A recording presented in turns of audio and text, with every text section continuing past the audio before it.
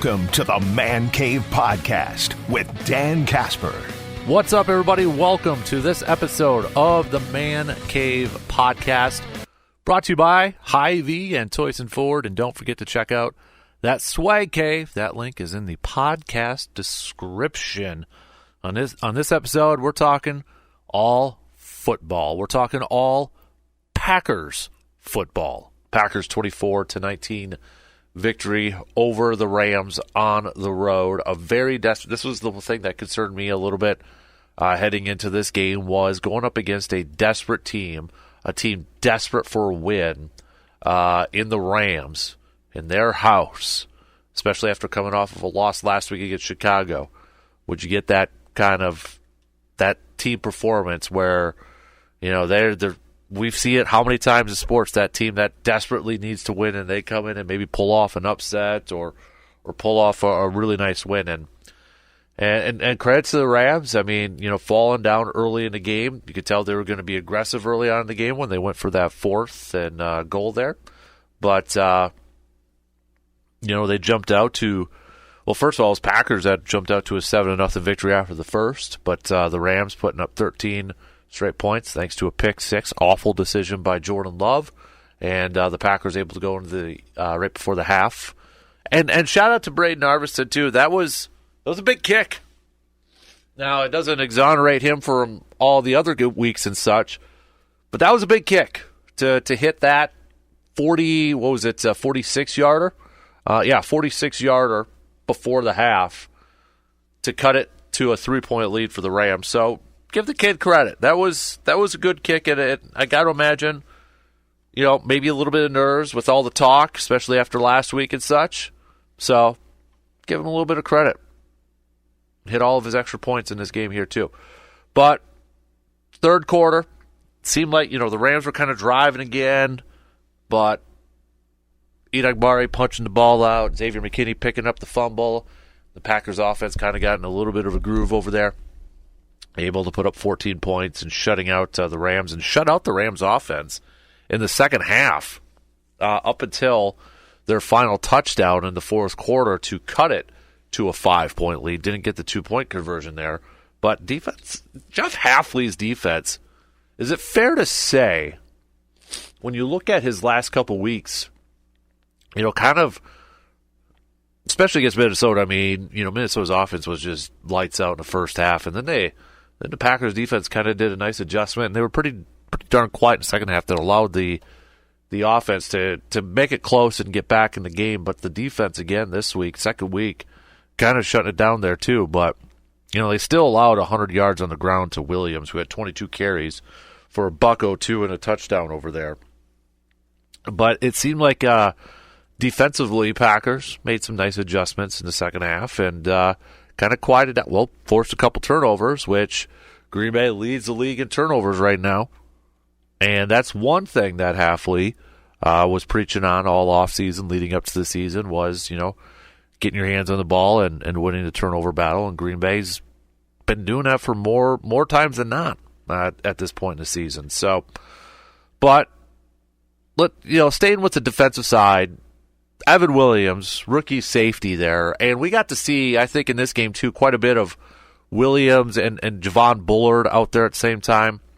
And it's about 5 weeks in, and I think Hafley is kind of starting to figure out his rotations, kind of starting to figure out, you know, where I could put certain guys and what situations. I mean, you had Evan Williams, who didn't play a single defensive snap against Philadelphia, to where he led the team in total tackles in the game yesterday. Also, with a couple of big passes defensed, especially that clincher yesterday.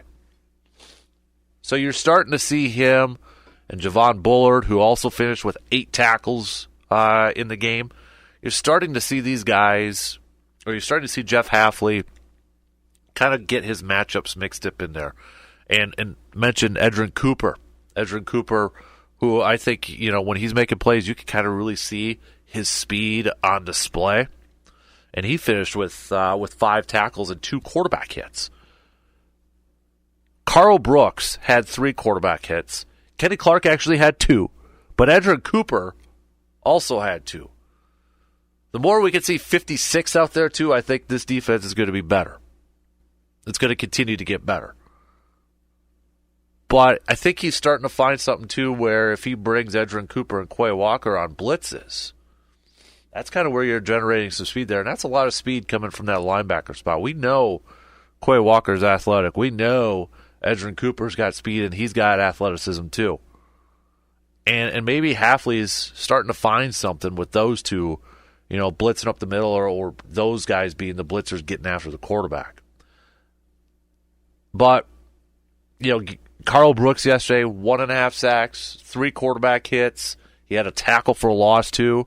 Number 94 was on it yesterday. He was having himself a game. But it was still another fairly quiet game for Rashawn Gary. We mentioned Kenny Clark. Rashawn Gary and Kenny Clark, we talked about those two guys specifically a lot last week in terms of how quiet they've been and maybe not making a lot of plays. Kenny Clark had that big pressure at the end of the game there, but a couple quarterback hits there too. But I noticed Kenny Clark, there was quite a few plays in the game yesterday. He beat his guy. He was in the backfield so quick. And it was like on a running play. He was in the backfield so quick that the running back, was just already going the opposite way, and it created that gap on the line. There was a few times yesterday that Kenny Clark easily beat his guy, but he got in that backfield so quick where the running back had, was going the opposite way, though. And it created that big gap into the line of scrimmage. But hopefully, with a couple pressures, a few pressures from Kenny Clark, we can build upon this. But yeah, still, I think we want a little bit more from the pass rush. Now, to be fair, when you look at it, I know sacks aren't the tell-all. And you'll hear defensive coordinators say that. Green Bay did have 10 quarterback hits total yesterday, compared to, which this surprised me a little bit, considering a lot of the talk during the game and heading into the game was, the Rams, their front, not bad. They could get after the quarterback. They struggled stopping the run. Well, the Rams had 3 quarterback hits. They had 2 sacks total, but just 3 quarterback hits, whereas Green Bay, 3 sacks, 10 quarterback hits. So they were getting pressure. They were getting guys, to get after Matthew Stafford there. So we mentioned Cooper had 2 quarterback hits, Preston had 1, TJ Slayton had 1, Barre had 1, Carl Brooks 3, Kenny Clark 2. Sean Gary didn't have any, though. He didn't have any on there. Van Ness didn't have any either. But they still had at least those 10 quarterback hits. They were getting after Matthew Stafford and putting a little licking on him there. Offensively, for the Packers, I think it was a little surprising, and a lot of it, you got to give some credit to the Rams, because in that first half, they were controlling time of possession, and that's where the Packers defense just couldn't get off the field. But they were controlling time of possession. They were racking up the amount of plays at the beginning of that game. After Green Bay scored their touchdown on 9 plays, they went 3 plays, punt, 3 plays, punt, 3 plays, pick 6. But after that touchdown, the Rams, 7 plays, took 3 minutes off the clock. That was their turnover on downs. 13 plays, touchdown. 10 plays, over 5 minutes of action there too. So, and they just didn't, and Green Bay couldn't convert. They couldn't sustain any drives after that touchdown. And the Rams just was holding on to the ball in that first half and really couldn't dominate in a running game. I think I was one of them, thought, okay, heading into this game, you had the Rams, who worst in the league at stopping the run. You have Josh Jacobs. This seems like a very easy, I shouldn't say easy because nothing's easy, but this seems like an obvious game plan where you're going to feed Josh Jacobs and give him the ball and give him the rock. And when you look at it, especially that first half, there wasn't a lot of opportunities, and we didn't get to see it. So Josh Jacobs finished with 19 carries and 73 yards, but Green Bay just couldn't get anything going to sustain a drive in that first half outside of the touchdown. And that's a credit to the Rams for winning the time of possession, especially in that first half, and not really allowing the Packers to have the ball a ton offensively. And give credit to the Rams defense, too, for forcing some of those 3-and-outs. But I think that was probably when you're looking at it, it's like, 73 yards for Josh Jacobs. Going up against the worst rush defense in the league. Maybe a little lackluster there. But give credit to the Rams, too, for doing a pretty good job of containing that. Packers overall did rush for 30 times, 126 when you factor in Jaden Reed and Jordan Love. Jordan Love had that nice 12-yard scamper, right? That looked good with his knee over there. So, but what else can we say about Tucker Kraft and Jaden Reed when we look at this game? Tucker Kraft, I mean, that was he is fully developing into a complete tight end. It was like the Indianapolis game. It was all about his blocking. And now we're seeing him, how he can affect the passing game in terms of receiving. 4 catches, 88 yards, that long one going on for 66 up the sideline. Do a little stiff arm action over there. But a couple of touchdowns for him. Jaden Reed is probably the biggest offensive threat that they have because you can utilize him in so many different ways, whether it is the passing game or even the running game. I mean, these two entering their second years right now. I know it's still early, but you go back to that draft, and you're just good. I wonder a few years from now if we're still going to be looking at that draft and being like, dang, Goody kind of hits. Goody kind of hit on that draft. So it was a Tucker Kraft. It was a Jaden Reed show. Dontavian Wicks had 7 targets in the game. Just 2 catches for 20 yards. Did have a few drops over there too. But, this was a game too that Packers receivers, their pass catching threats, so they were going to get tested. We knew Christian Watson, even though he was listed as doubtful, not necessarily out, he wasn't going to play in the game. And then we found out Saturday, actually kind of probably found out Friday when Romeo Doubs was listed as doubtful.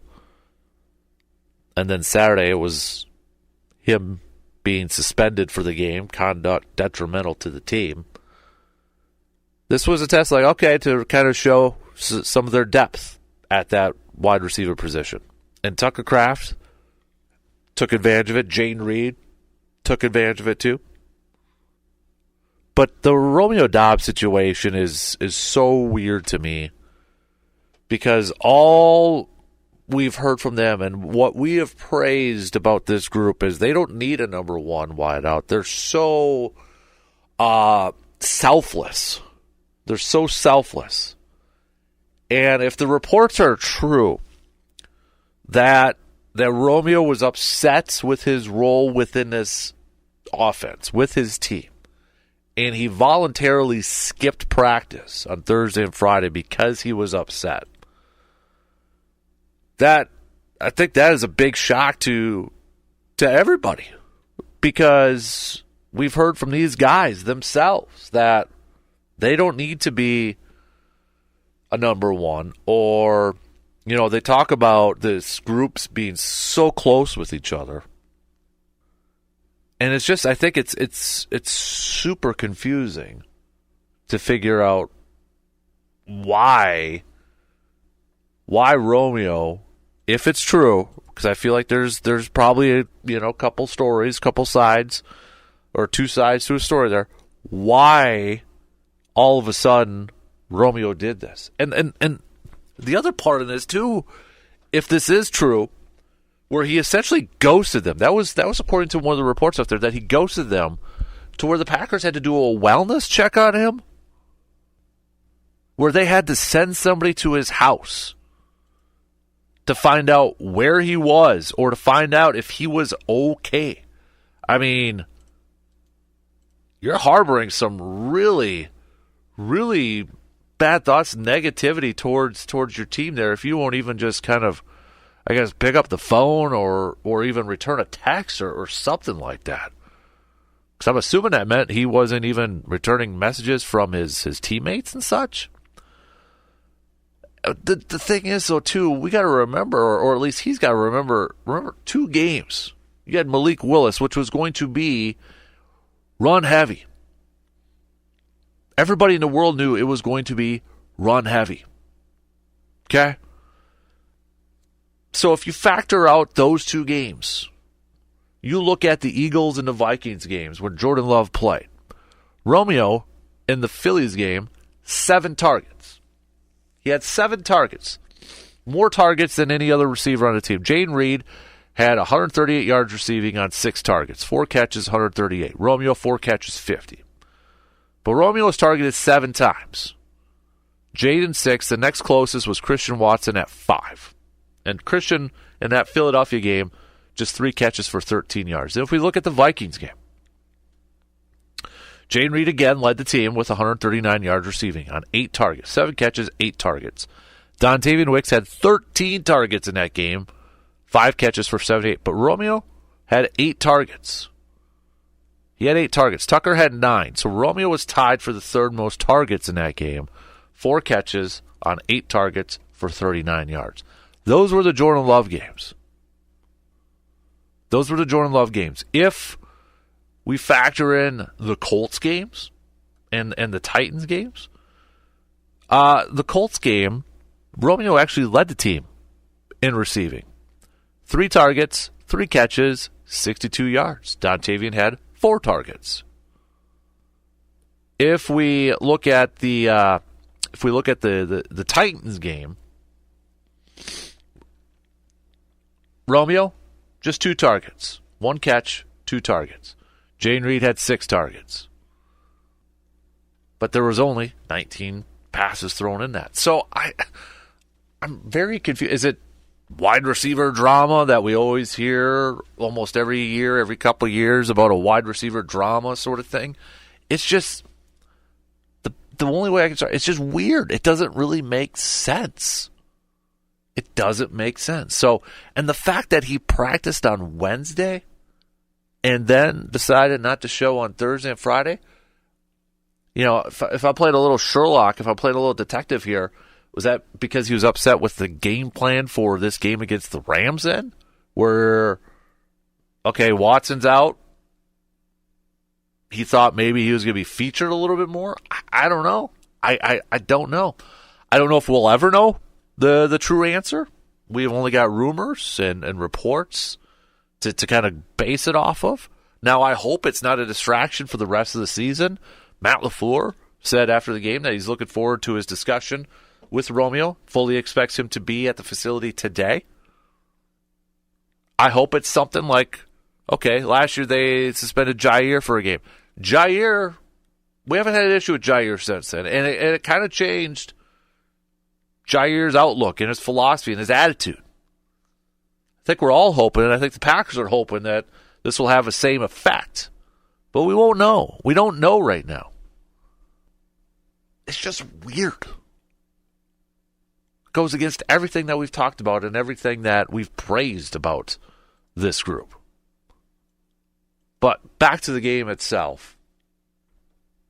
When you look at Jordan Love's performance in the game yesterday, I think it's fair. He was a little off, a little rusty to begin with. But after that pick, it seemed like he got a little bit more focused, got a little bit more of a groove there. Started to be the Jordan Love that we've all kind of thought he was going to be. Now, you look at your numbers for Love this season. He's 3 games into this season. Are they MVP numbers? No, they're probably they're not MVP numbers, right? I mean, you look at it. Yeah. Jordan this year's got 8 touchdowns to 5 interceptions. His quarterback rating is an 85.9. I mean, you completion percentage is 56.1. you expect those numbers to be better for a guy who just got a monster deal. And for what we saw in the second half of last year, it is okay to expect better performance from Jordan Love. It is okay to expect that. It is okay to want that. I think if you were to ask Jordan Love, he would say the same thing. I've got to play better. He's had moments, and he's had good stretches, but has he had that overall arching game where it was magnificent? I mean, you break it down. I mean, Philadelphia, 50%, 17 to 34. Minnesota, a lot of those numbers came in that second half. Yes, he threw for 389. A lot of that came in that second half because you had to throw the ball a ton. He threw 54 times. 59% completion. 57.7. Yes, drops factor into that. And the Packers have had quite a few drops from their receivers.